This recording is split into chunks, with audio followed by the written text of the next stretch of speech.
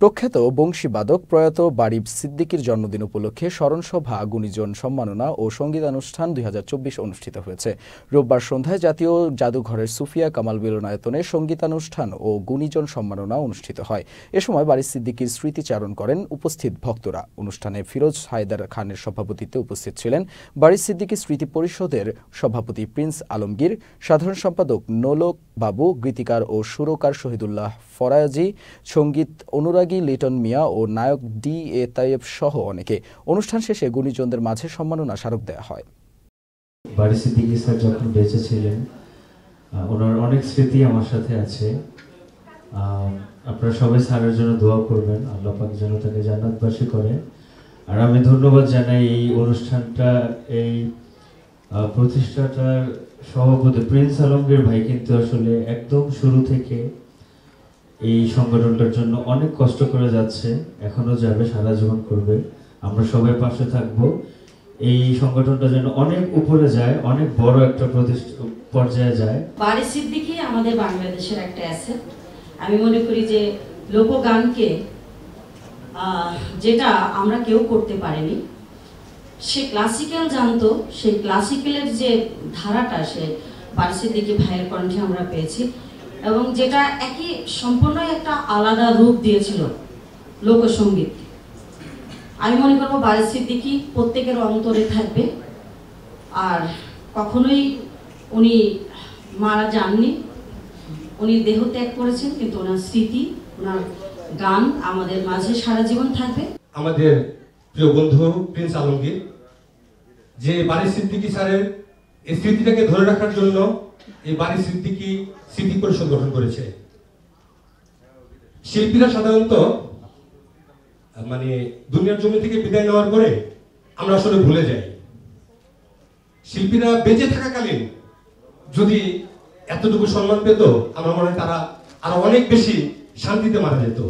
বারিব মারা গেলেন, আল্লাহ তাকে বেঁচে করবে। উনি যতদিন তো বারিব কিন্তু এখন আগাগোড়া শিল্পী। শিল্পী দুই ধরনের, কিন্তু একটা কণ্ঠশিল্পী, একটা যন্ত্রশিল্পী। বারিব যেহেতু যন্ত্র থেকে আসছে, বারিব সিদ্দিকী কিন্তু আগাগোড়া শিল্পী। আপনারা নিশ্চয়ই জানেন যে উপমহাদেশের প্রখ্যাত এই বংশীবাদক জেনেভায় একটি বংশী বাদক সম্মেলনে উপমহাদেশের একমাত্র প্রতিনিধি হিসাবে তিনি সেখানে প্রতিনিধিত্ব করেছিলেন। তাহলে তিনি উপমহাদেশের প্রখ্যাত একজন বংশীবাদক এবং তিনি একজন গুণী শিল্পী। উনি নেই কথা আমরা বিশ্বাসই করতে চাই না। আসলে উনি আছেন আমাদের হৃদয়ে, তার গানের মাঝে।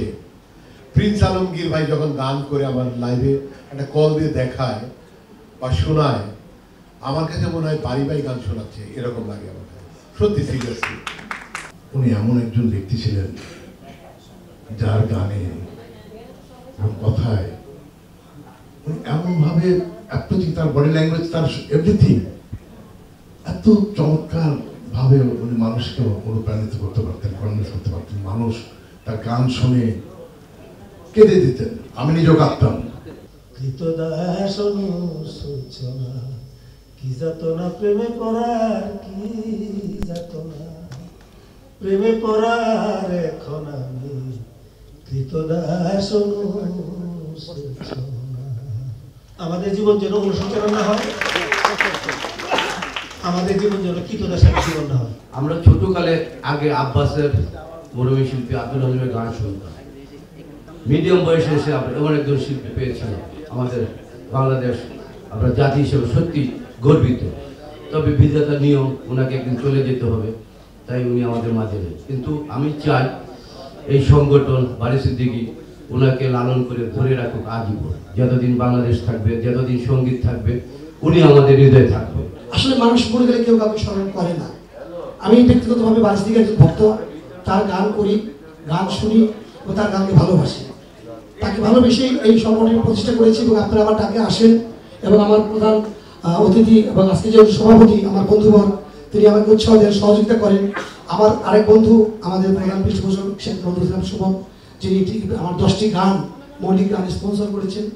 আজকে এমন এক শিল্পী, প্রয়াত শিল্পী, যার নাম শুনেছি, গান শুনেছি, এটা শুধু বাংলাদেশ নয়, সারা ওয়ার্ল্ডে বারী সিদ্দিকীর নাম বললে চিনে না এমন কোন যারা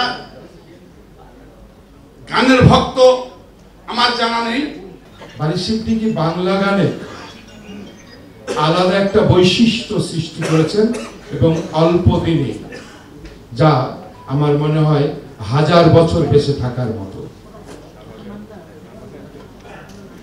মহাজনে কয় থাকলে পূর্ব সুকৃতি, তারপরে হয় গুরুপদে মতি। কিন্তু এই বারী সিদ্দিকীর পূর্ব, উত্তর, দক্ষিণ, পশ্চিম সব সুকৃতি আছে। বেঁচে থাকতে এই কদিনে প্রায় 4টে জন্মের সুকৃতি উনি নিয়ে গেছেন।